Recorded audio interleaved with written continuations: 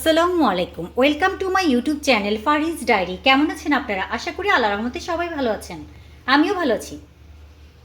একটা কাতলা মাছ আনা হয়েছিল, এটা কিন্তু আমি কোরমা করেছিলাম, কিন্তু বেশ বড় কাতলা মাছ ছিল আর ডিম যুক্ত ছিল, প্রচুর ডিম পাওয়া গিয়েছিল। এই ডিমটাই দেখতে পাচ্ছেন আজকে কিন্তু আমি রান্না করব। ডিম খেতে কিন্তু খুবই ভালো লাগে, মাছের ডিম, তাই না? এই জন্য আমি মাছের ডিম রান্নার জন্য কিন্তু আমি মাছের ডিমটা ভালো করে ধুয়ে পরিষ্কার করে নিয়েছি। আর সব কিছু উপকরণ এখানে আমি সাজিয়ে নিয়েছি, বলে দিচ্ছি আমি কী কী নিয়েছি। পেঁয়াজ কুচি নিয়েছি, রসুন নিয়েছি, এগুলো কিন্তু পরে ভেজে লাস্ট পর্যায়ে অ্যাড করে দেওয়ার জন্য। এখানে আছে ধনেপাতা কুচি, লেবু সাজানোর জন্য নিয়েছি, আবার লাস্ট পর্যায়ে অ্যাড করার জন্য নিয়েছি। এটা কিন্তু অপশনাল, ভালো লাগলে দিতেও পারেন, নাও দিতে পারেন, সমস্যা নেই। আর আমি রাঁধুনি মাছের মশলাটা ব্যবহার করব। এই যে মাছের মশলা, আপনারা চাইলে নর্মাল যে মশলা দিয়ে রান্না করেন এটাও ইউজ করতে পারেন। টমেটো পেস্ট, পেঁয়াজের পেস্ট, হাঁটাজারি মিষ্টি মরিচ গুঁড়ো, সামান্য পরিমাণ কিন্তু আমি হলুদ নিয়েছি। রাঁধুনিরটা কিন্তু একটু কম পরিমাণ নিতে হয়, আর অন্যগুলো কিন্তু একটু বেশি লাগে। কাঁচামরিচ পেস্ট, সামান্য পরিমাণ রসুন বাটা, সামান্য পরিমাণ আদা বাটা। এই দুটোও কিন্তু অপশনাল, চাইলে দিতে পারেন, না চাইলে বাদও দিতে পারেন। চলেন শুরু করা যাক আজকের রান্না। চুলায় আমি পাত্র বসিয়ে দিয়েছি।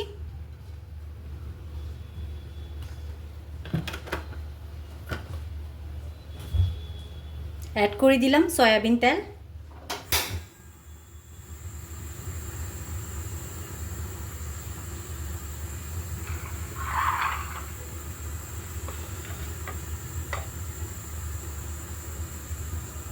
সব উপকরণ আমি একসাথে দিয়ে দিচ্ছি।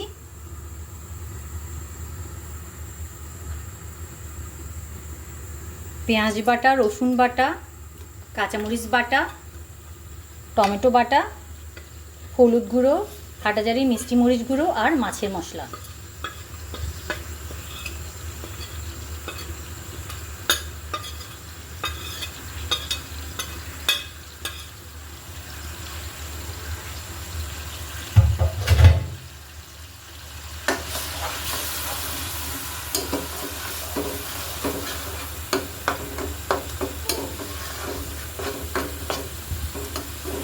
মশলাটাকে কিন্তু একটু ভালো করে কষিয়ে নিতে হবে।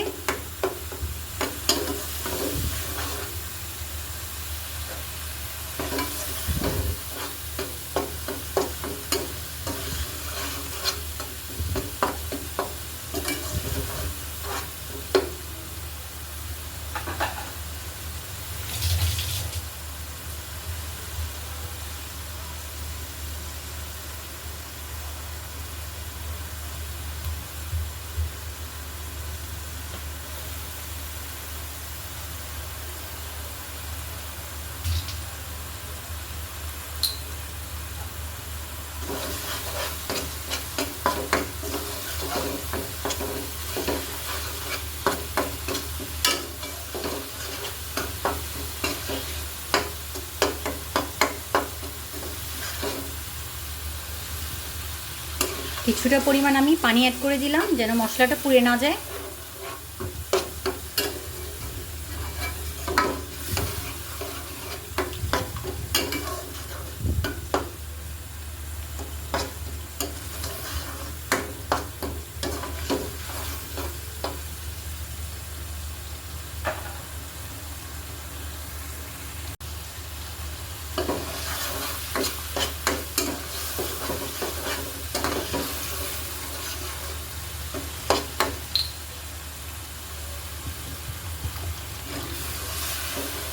অল্প অল্প করে কিন্তু আমি কষিয়ে নিচ্ছি, আর একটু একটু করে পানিও অ্যাড করে দিচ্ছি ভালো করে কষিয়ে নেওয়ার জন্য। এখনও পর্যন্ত কিন্তু আমি লবণটা অ্যাড করিনি, মাছের ডিম দেওয়ার পরে কিন্তু আমি লবণটা অ্যাড করব।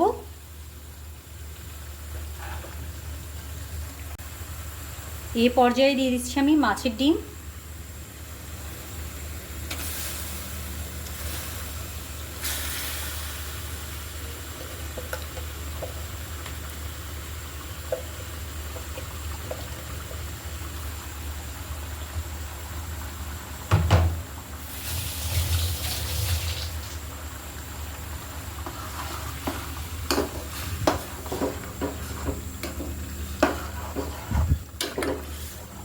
ভালো করে কিন্তু আমি মশলার সাথে মাছের ডিমটাকে অ্যাড করে দিচ্ছি।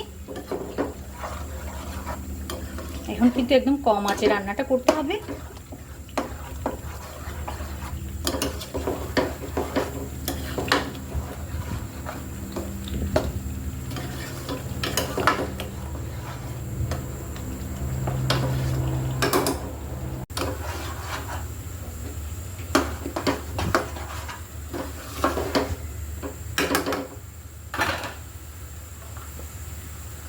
কিছুটা ধনেপাতা দিয়ে দিচ্ছি যেন ফ্লেভারটা ভালো করে চলে যায় ডিমের মধ্যে।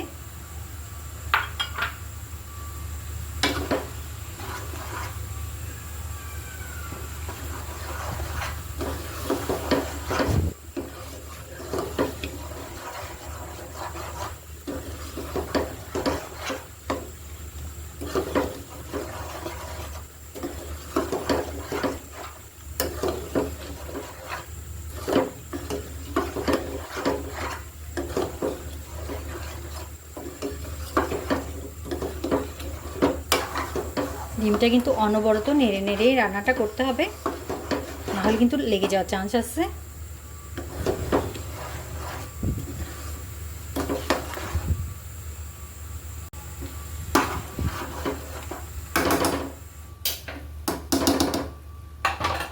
এই পর্যায়ে আমি লেগে যাবে, এই জন্য আমি একটু চুলাটা অফ করে লেবুটা অ্যাড করছি।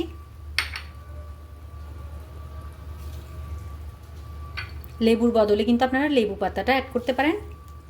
আমার হাতের কাছে নেই, এই জন্য আমি দিলাম না। আর লেবু পাতা না দিলেও কিন্তু চলে, কোনো সমস্যা নেই।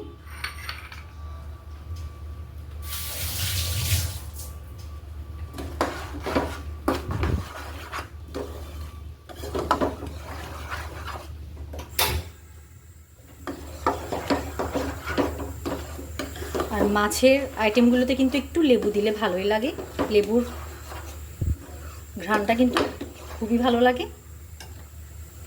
আমি আরও কিন্তু পানি অ্যাড করে দিচ্ছি। ডিমটা কিন্তু ভালো করে হতে হবে।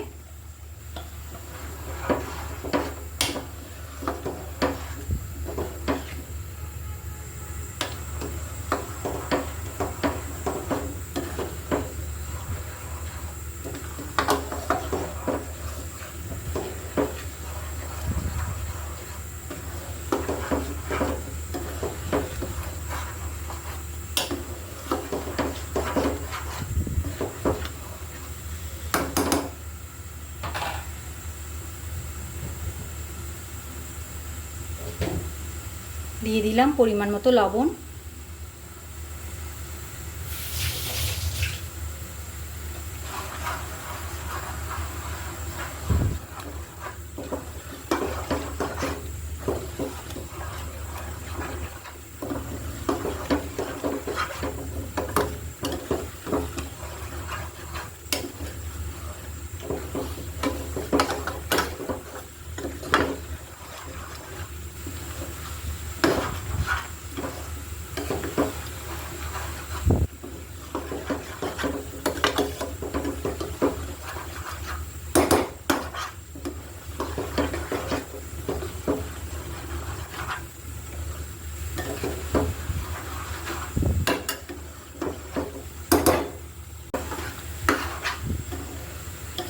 আমার রান্নাটা কিন্তু প্রায় হয়ে গিয়েছে।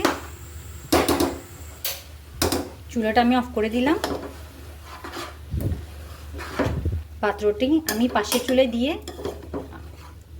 পরের ধাপে চলে যাচ্ছি আমি।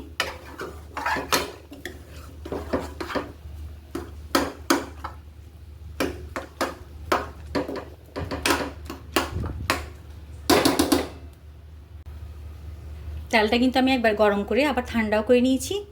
কেটে রাখা পেঁয়াজ কুচি আর রসুনটা দিয়ে দিচ্ছি। রসুনটা কিন্তু আমি গোটা গোটাই ভালো লাগে। ফ্রাই করে আমি জাস্ট ডিমের মধ্যে অ্যাড করে দিব।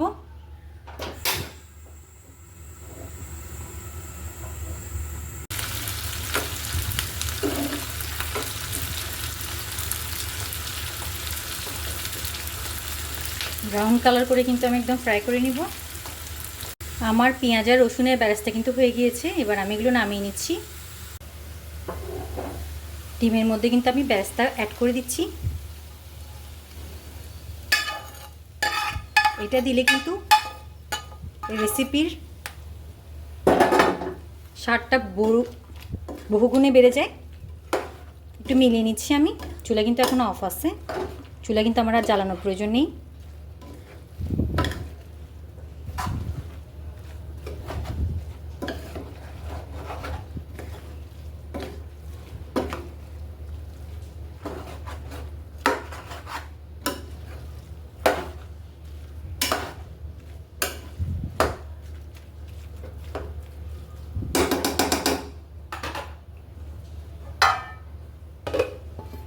তাড়াতাড়ি কিন্তু এটা আমি ঢাকনাটা দিয়ে দিলাম, যেন গরম থাকতে থাকতে বেরেস্তার ফ্লেভারটা ডিমের মধ্যে চলে যায়।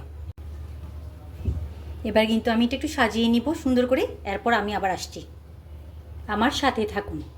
এতটুকু কিন্তু আমি ব্যবহার করলাম না, বেশি হয়ে যাবে, তাই রেখে দিচ্ছি। আর আমি এদিকে কিন্তু সাজিয়ে নিয়েছি খুব সুন্দর করে। আমি কাছ থেকে দেখিয়ে দিচ্ছি আমার রান্নাটা কেমন হয়েছে। দেখতে পাচ্ছেন আমি কিন্তু সুন্দর করে সাজিয়ে নিয়েছি মাছের ডিম। আপনারা কারা কারা মাছের ডিম খেতে পছন্দ করেন জানাতে পারেন। আমি তো গরম ভাতের সাথে মাছের ডিম খেতে খুবই পছন্দ করি। উপরে কিন্তু আমি খুব সুন্দর করে সাজিয়েও দিয়েছি, দেখতে পাচ্ছেন, আরও কিছুটা ধনেপাতা কুচি আর লেবু দিয়ে।